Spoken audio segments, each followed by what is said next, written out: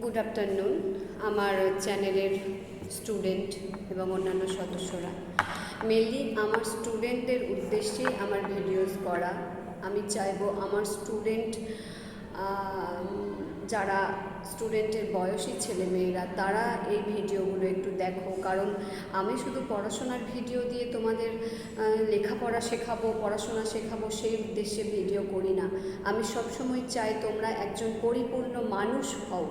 এই পরিপূর্ণ মানুষ হতে গেলে যে যে আদর্শগুলো তোমাদের ভেতরে রপ্ত করতে হবে সেই আদর্শগুলো নিয়ে আমি তোমাদের কিছু আলোচনা করি। কারণ এই সময়ে দাঁড়িয়ে একজন পরিপূর্ণ মানুষ হতে গেলে আমরা কিন্তু আদর্শ আগে অনুশীলন করব।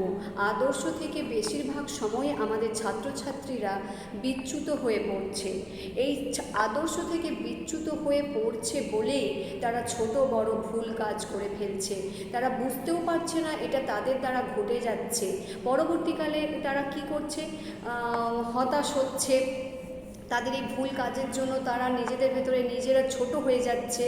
তাদেরও মন আছে একটা, তারাও খারাপ কাজ করলে তাদেরও কষ্ট হয়, কিন্তু করে ফেলছে।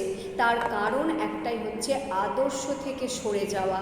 তাই এই সমস্ত ছাত্রছাত্রীদের ভেতর যাতে আদর্শ তৈরি হয়, ছোট ছোট মূল্যবোধ তৈরি হয়, একে অপরের প্রতি সহানুভূতি ভালোবাসা তৈরি হয়, সেই উদ্দেশ্যেই কিন্তু আমি মাঝে মাঝে ছোট ছোট ভিডিওগুলো তোমাদের সঙ্গে শেয়ার করি। আমি সবসময় চাইব লেখাপড়া শিখে একজন মানুষ হও, তার পাশাপাশি শুধু লেখাপড়া নয়, সেই লেখাপড়ার অংশগুলিকে, সেই অভিজ্ঞতাগুলোকে তোমরা জীবনে প্রয়োগ করতে শেখো। তাছাড়াও আমাদের ভারতবর্ষের মাটি, জানো তো, স্বামীজি বলেছিলেন আমাদের ভারতবর্ষ আসলেই কিন্তু অনেক পুণ্য নিয়ে অবস্থান করছে। সেই পুণ্যের আলো আমাদের ভেতরে ছড়িয়ে পড়ছে। রবীন্দ্রনাথ ঠাকুরও তার ভারত তীর্থ কবিতায় কিন্তু সেই কথাই ইঙ্গিত করে গেছেন যে আমাদের ভারতবর্ষে এমন অনেক মহাপুরুষ জন্মেছেন যাদের ধ্যানে, যাদের তপস্যায় আমাদের ভারতবর্ষ পুণ্যভূমি হয়ে উঠেছে। আর সেই পুণ্যের আলো পেয়ে আমরা আরও উদ্ভাসিত হচ্ছি। আর তাছাড়া সেই যে অলমাইটি পাওয়ার, সেই যে অন্তঃশক্তি, এই শক্তিটাকে কিন্তু আমাদেরকে বুঝতে হবে। এই শক্তি কিন্তু আমাদের সবার ভেতরে আছে। একটা তোমার স্বামীজি নিয়ে একটা গল্প বললে তোমরা বুঝতে পারবে যে সেই অলমাইটি পাওয়ার কিভাবে আমাদের সঙ্গে থাকে, কিভাবে সততার সঙ্গে থাকে। দেখো, মানুষের জন্য মানুষ যখন ঘর ছাড়ে, যখন 10-এর প্রয়োজনে একজন ঘর ছাড়ে, সংসার ত্যাগ করে, সেই মানুষটার পাশে মানুষ না থাকলেও কিন্তু সেই অন্তর্হীন শক্তি, সেই অলমাইটি পাওয়ার সঙ্গে থাকে। আজ একটা গল্প বলবো, সেই গল্পে তোমরা অলমাইটি পাওয়ারের সম্বন্ধে জানতে পারবে এবং অন্তর্হীন শক্তি কিভাবে আমাদের পাশে থাকে তার দিশা দেখতে পাবে।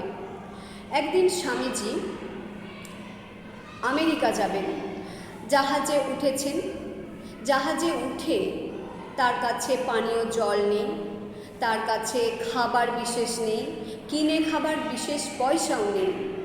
জাহাজে আরেকজন ব্যক্তি আছেন, অনেকেই আছেন, তার সঙ্গে আরেকজন ব্যক্তি আছেন। তিনি সমানে স্বামীজিকে কিন্তু ছোট করে যাচ্ছেন।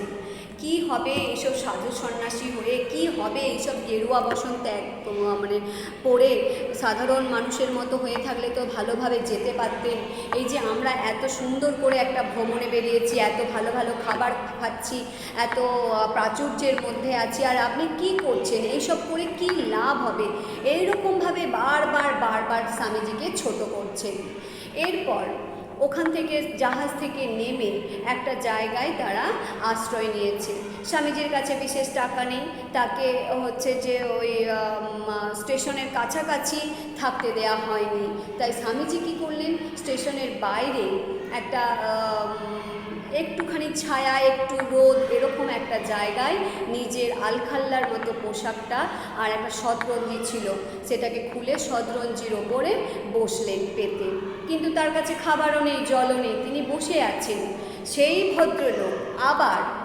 ভদ্রলোক স্বামীজির পিছনে লাগবেন বলে ঠিক করে রেখেছেন। সেই ভদ্রলোক ওই সামনাসামনি একটা গাছের ছায়া দেখে কী করেছেন, বসেছেন। এবং হাজার হাজার ভালো ভালো খাবার নিয়ে তার সঙ্গে উপহাস করছেন। এই দেখুন আমি এত ভালো ভালো খাবার খাচ্ছি, এই দেখুন। আর আপনি কি করছেন? বসে বসে হাওয়া খাচ্ছেন। খান খান, হাওয়া খান। মানুষের উপকার করতে বেরিয়েছেন, হাওয়া খান। এইরকমভাবে নানা রকমের ছোট বড় কথা বলে স্বামীজিকে ছোট করবার চেষ্টা করছেন। হঠাৎ স্বামীজি দেখলেন, বা সেই মানুষটাও দেখলেন, যে একজন মানুষ এত খাবারের ঝুড়ি, একটা ঝুড়ি নিয়ে, একটা জলের ড্রাম নিয়ে স্বামীজির সামনে এসে উপস্থিত হয়েছেন। স্বামীজি বলছেন, কি ব্যাপার, আপনি কে? তখন বলছে যে সাধু, আমি তো আপনার জন্যই এসেছি, আপনাকে খাবার দিতে এসেছি। স্বামীজি বলছে, না না, আপনার কোথাও ভুল হচ্ছে। আমার জন্য কেন খাবার আনবে তুমি? আমি তো তোমাকে চিনি না, আর তুমিও আমাকে চেনো না। তখন ওই মানুষটি বললেন, না না, আমার কোনো ভুল হচ্ছে না, আমি স্বপ্নে যাকে দেখেছি তিনি আমাকে নির্দেশ দিয়েছেন। স্বামীজি বলছে, স্বপ্ন মানে কি?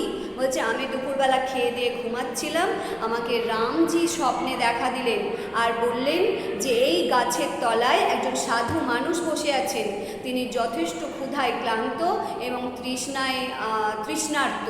তুমি যাও, গিয়ে সেই সাধু মহারাজকে খাবার দিয়ে তাকে পরিতৃপ্ত করো।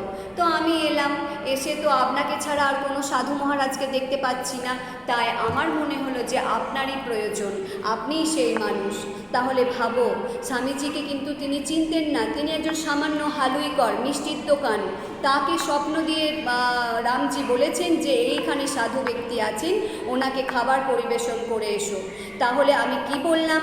তুমি যদি সৎপথে থাকো, তুমি যদি অন্যের কথা ভাবো, 10টা মানুষের জন্য তুমি যখন ত্যাগ স্বীকার করবে, তখন তোমার পাশে থাকবে সেই অন্তর্হীন শক্তি, সেই অলমাইটি পাওয়ার। জয় অলমাইটি পাওয়ার, জয় ঠাকুরমা স্বামীজি।